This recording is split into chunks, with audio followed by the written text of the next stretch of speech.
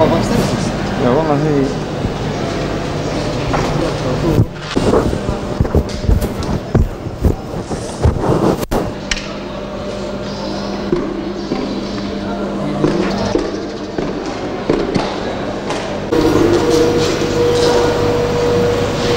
Ve Yöresel Ürünler Fuarımızın 7.sini açmaktayız.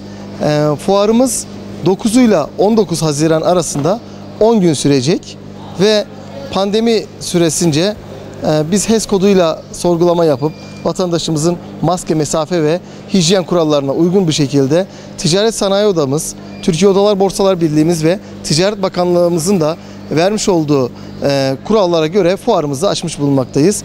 10 gün boyunca fuarımız açık olacak olup Türkiye'nin her yerinden gelen yöresel, kültürel lezzetlerin bulunacağı bir fuarımız olacaktır ve sabah 10'dan akşam 21.30'a kadar fuarımız Adıyaman halkımıza hizmet verecektir. Fuarımıza birçok ilden, birçok yöreden, birçok şehirden coğrafi işaretli, o ilin coğrafi işaretli ürünleri Adıyaman'a gelip tanıtımları yapılmakta. Bununla alakalı Tarım Orman Bakanlığı ve Gıda Şube Müdürlüğü'nün, İl Gıda Şube Müdürlüğü'nün fuarımızı başlamadan önce tüm ürünlerin TR kodları ve üretim izin belgeleriyle birlikte ürün analizinde yapılarak güvenilir ürün olarak fuarımızda yer almakta. Vatandaşımız da bu fuar 6 yıldan bu yana Adıyaman'da yapılmakta olan bir fuar olduğu için artık geleneksel hale geldi ve katılan firmalarımız da 6 yıldan beri aynı ürünlerle Adıyaman halkına hizmet vermekte. Pandemiden dolayı 2020 yılının başında Mart ayında iptal etmek zorunda kaldığımız Adıyaman 5. Gıda Tarım ve Hayvancılık Fuarı da Eylül ayı planlamalarımız içerisine alındı. Tarım fuarımız inşallah Eylül ayında çiftçimizin rahat bir sezon olacağı, rahat olacağı ve ziyarette sıkıntı yaşamayacağı olan sonbahar ayında 5. Gıda Tarım ve Hayvancılık Fuarımızı Adıyaman Fuar ve Kongre Merkezi'nde gerçekleştireceğiz. İmalatımız 20 yıldır imalat yapıyoruz. Son 2 yılda da bizim durum bayağı kötü. Bu hastalık bizi mahvetti. Bayağı olumsuz etkileniyoruz. Yani biraz yani günü kurtarmanın peşindeyiz.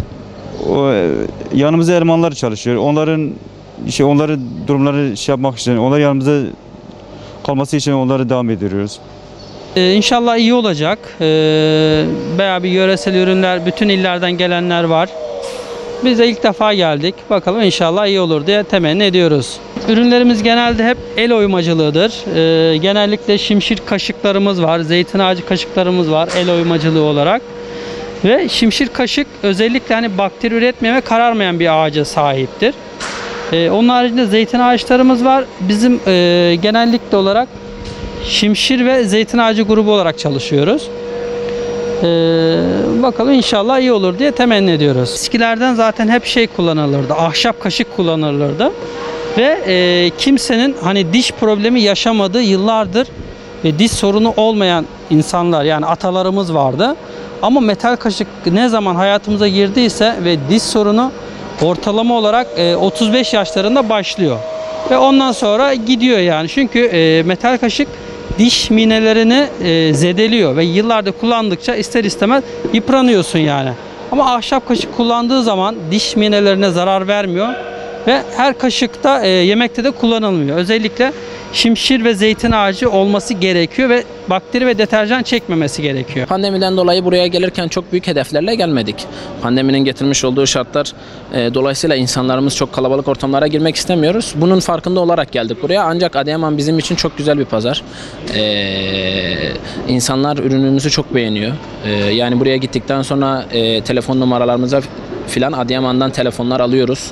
Sipariş gönderiyoruz zaten. Bu geldiğimizde de inşallah aynı beklentilerimizi karşılayacağımızı düşünüyoruz yani. Bu fuarda bayağı bir etkilendik. Doğruya doğru yani salgından dolayı gelen de olmadı. Bayağı bir sıkıntımız oldu ama inşallah bu fuarda daha iyi beklentimiz var. Daha iyi olacak diye düşünüyoruz inşallah.